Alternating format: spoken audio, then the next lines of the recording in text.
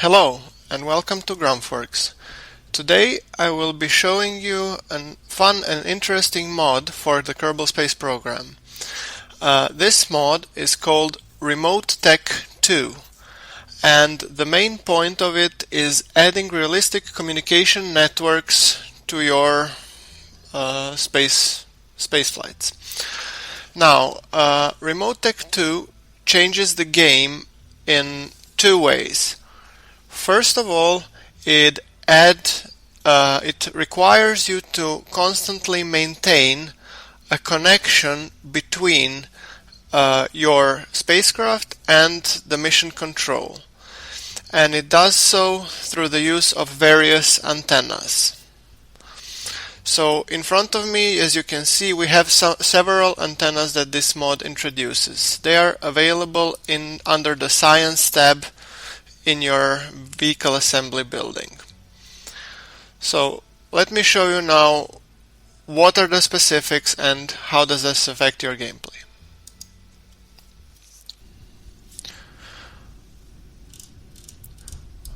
Okay, so as you can see, we have our antennas in front of us.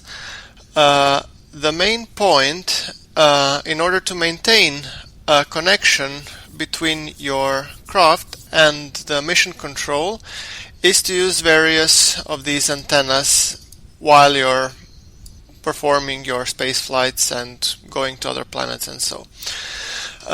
These antennas differ in two types. First are the omni-range antennas that you can see extending now, and all of those vary in shapes, size, and obviously range and their power requirements, and also if it breaks when used in the atmosphere.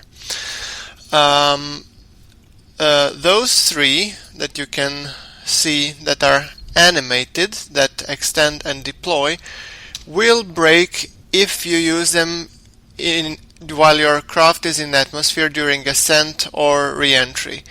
So the main point is to use the first one until you get to the orbit, and then you should be thinking on deploying your antennas. The main point for the Omni antennas that I'm highlighting here is that as long as they are powered and in range of either your mission control or another relay satellite, they would be able to connect and provide you with the ability to send and receive science and also control your remote probes.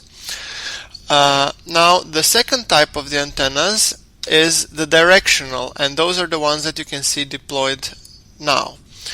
They also vary in range, power requirements, but they also introduce a new parameter, which is the cone of coverage. Now, the cone of coverage, think of it as an angle in a direction where the antenna is shooting, and everything within this cone of coverage will receive the signal. I will be going into more details later, but suffice to say that you know that there are more types of these antennas, and each of them is tailored to a specific use. Some of them are used while you're in orbit, some of them are being used when you go to a longer missions, and some of them are used for very long range up to the end of the edge of the solar system. Okay, so this practically covers the basics of the RemoteTech and what do these antennas do. Now, rather than giving you a step-by-step guide, I thought it would be more interesting to show you most common mistakes that beginner players make when using this mod.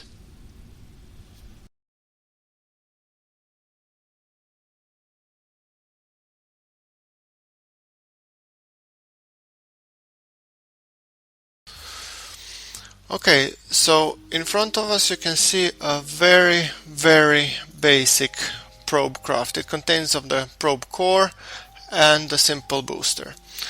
So if we go and proceed to, I have not deliberately add not a single antenna to show you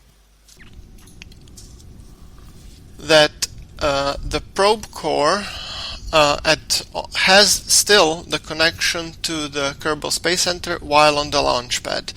Now, when looking at, if you want to check if your probe has a connection, you can see this in the upper right corner of the screen. It is highlighted by a green calculator and a D plus something, and this D plus something means your signal delay, so the time it takes for the data that you send from your craft to receive to the Kerbal Space Center. Now, since we are practically at the Kerbal Space Center, there is no delay. So now let us just go and launch. Okay, so now we're going up, and notice the signal connection highlighter in as the moment we get out of the signal range for this probe core, which is actually very limited, you will see the connection will go out. Right now, as long as we're within connection, we can control the craft. Okay, so now the connection says no connection, which means whatever control I try to press, the probe craft will no longer react to the commands because it cannot receive commands. So that's usually first and most common mistake. People forget to add the antenna. Now let us do a revert to vehicle assembly. So now when adding these antennas, let us just put one simple antenna on one side and another on the opposite side, and we will put the left one into an action group so that when we press, hold on, not stage, but when we press 1, the antenna will activate itself.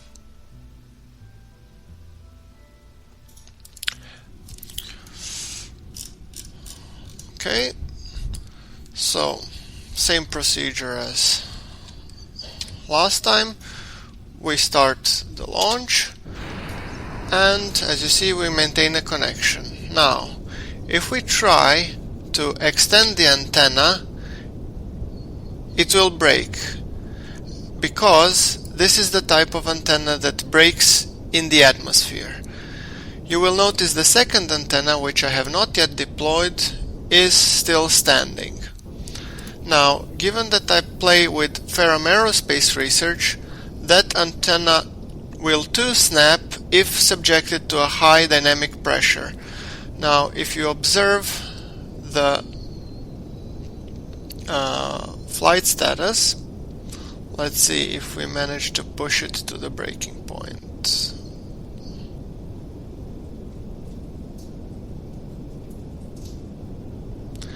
And also, since the second antenna is not deployed, although present, we do not no longer have a connection, which means even if we successfully get out of the atmosphere, we will no longer be able to control this craft.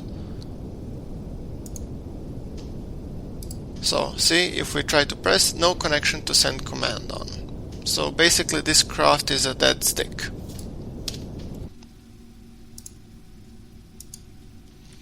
Okay, so now for the sake of demonstration, I will add one more antenna on this end, and I will increase the thrust on this solid rocket booster.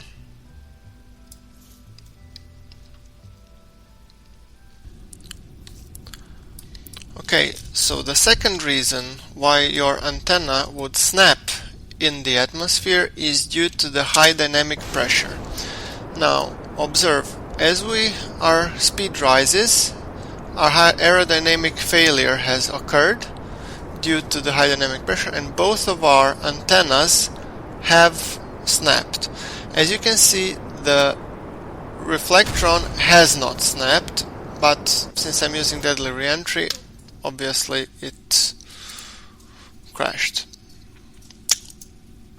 Okay, so since there are many ways that antenna can break on going to the atmosphere, let me now show you how to actually get to out of the atmosphere without breaking your antennas.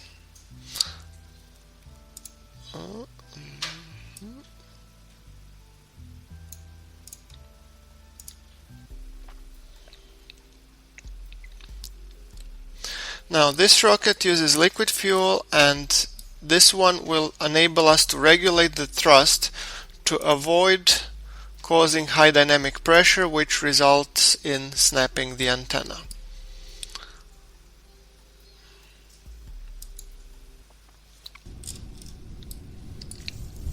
Okay, flight computer on, thrust to full, and 3, 2, 1, launch.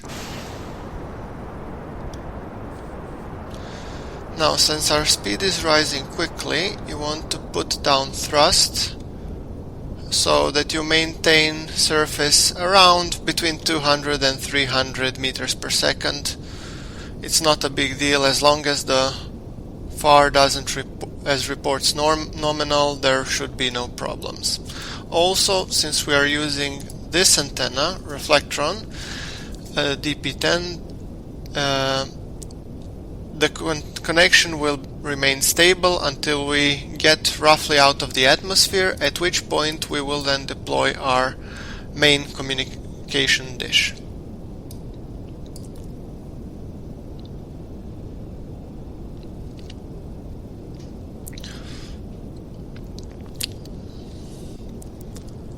Okay, so as you can see, we have already exited the thickest part of the atmosphere, so we're at 15,000. Now we can actually increase our thrust, and we will not be going to the orbit. Just the point of this flight is to illustrate what happens when you get out of atmosphere and deploy your antenna.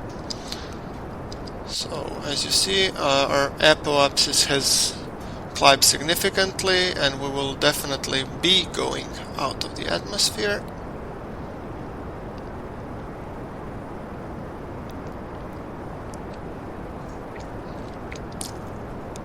And I think that should be enough. Alright, good. So now let us deploy our main antenna. You can do so by either invoking the action group or right click and activate. As you can see, we have deployed our antenna, and if we go to the map screen, you can see by the indicated green line that we are maintaining a constant connection to the Kerbal Space Center, which is the point.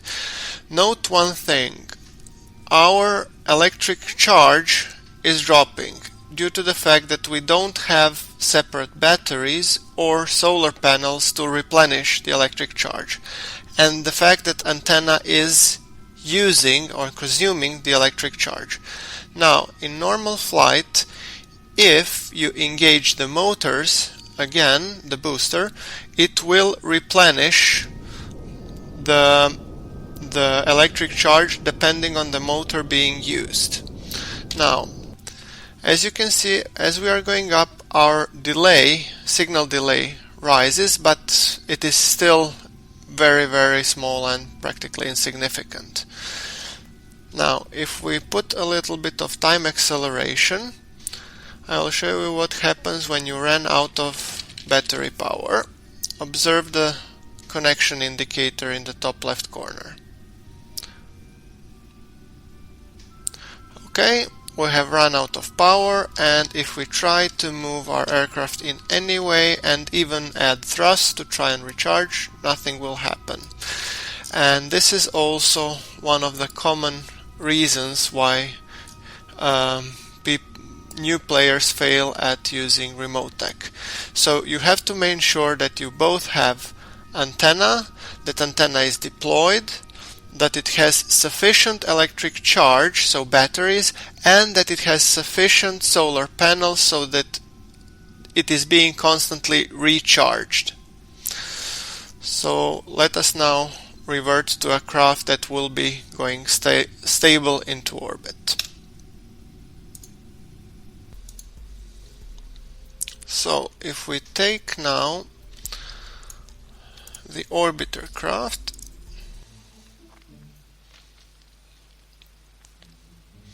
you will notice that I have added to it also the solar panels and the batteries.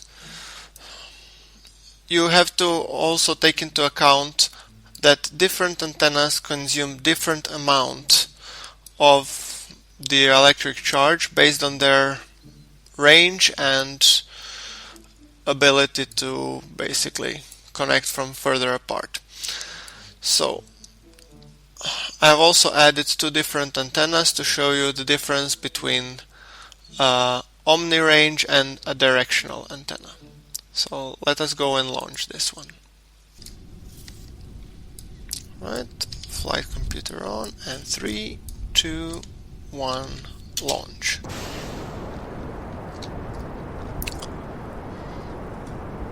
So this craft is using the same ascent profile as pretty much every other craft, so I will be showing its ascent up until the point where we get to the orbit in 4 times time acceleration.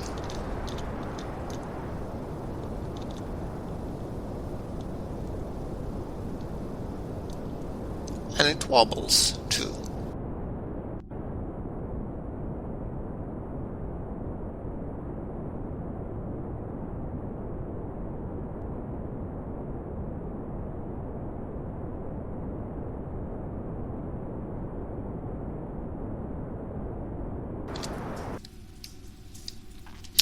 Okay, so our apoapsis is above the atmosphere, so let us just quickly add a maneuver node in order to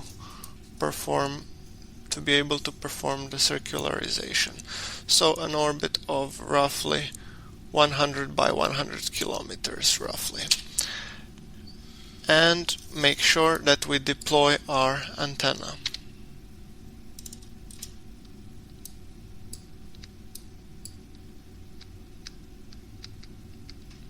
Alright, antenna is deployed. As you can see, we are still maintaining the connection to the Kerbal Space Center.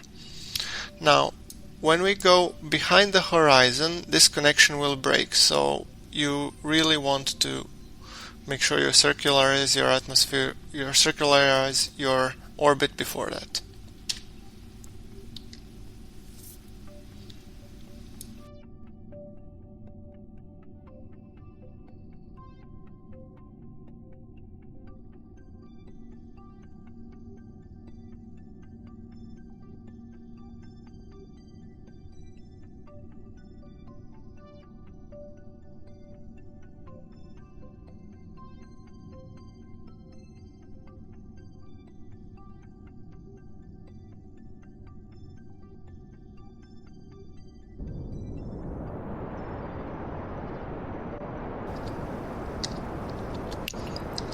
Let us perform the burn.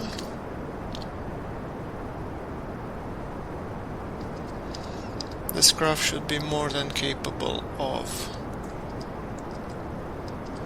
entering the orbit.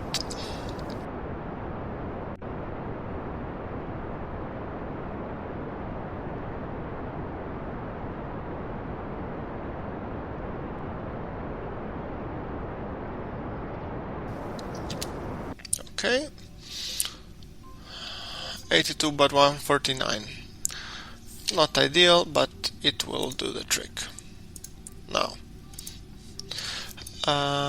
as you can see, we are in a stable orbit around Kerbal, and we are currently maintaining connection with the Kerbal Space Center. While we wait that the craft goes beyond the horizon, I will briefly explain the RemoteTech buttons in the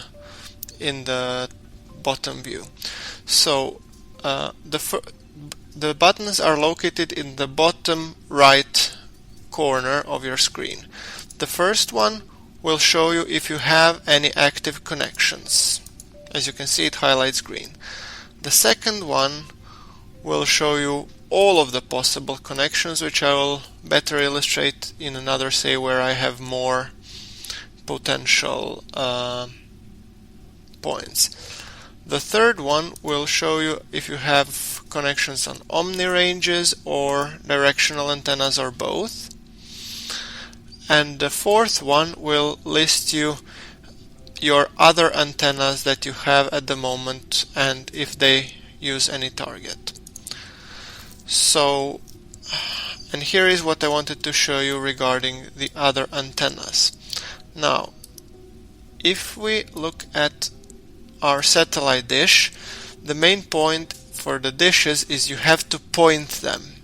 And when you select the no target, you have to basically choose which planetary body or craft do you want to actually point to.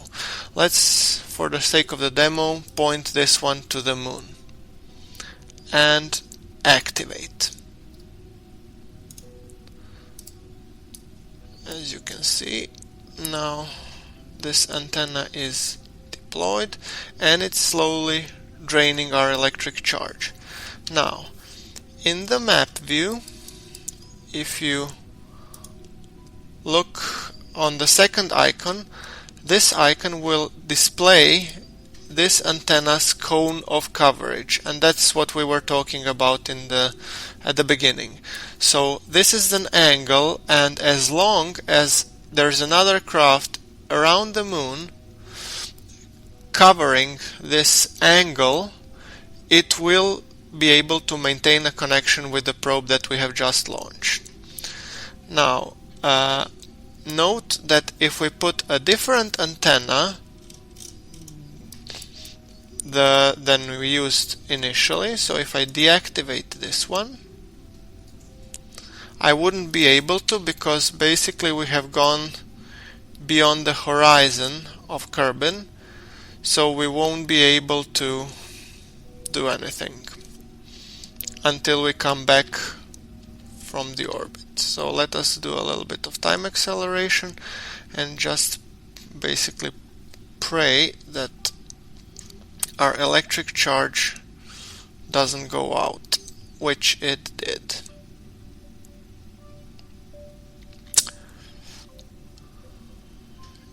Yes.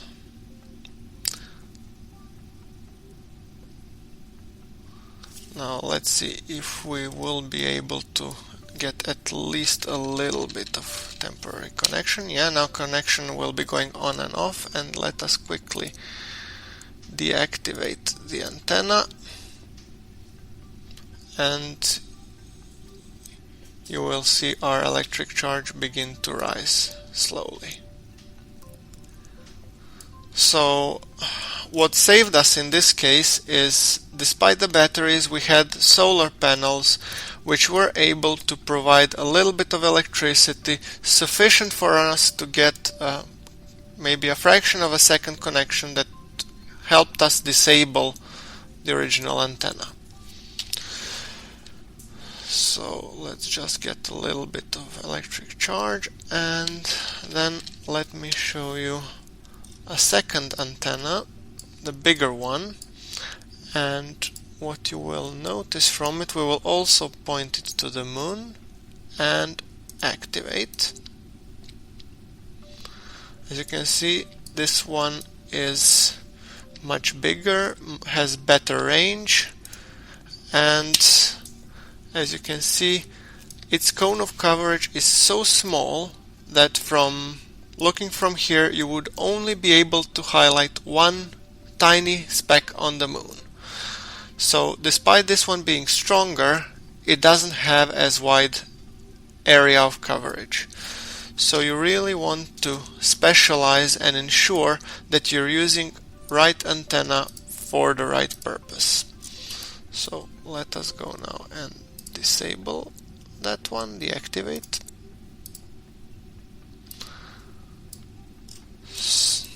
So as long as you are within the Kerbin's sphere of influence, going to Moon and Minmus, the comms DTS M1 will provide more than adequate coverage for your satellite networks.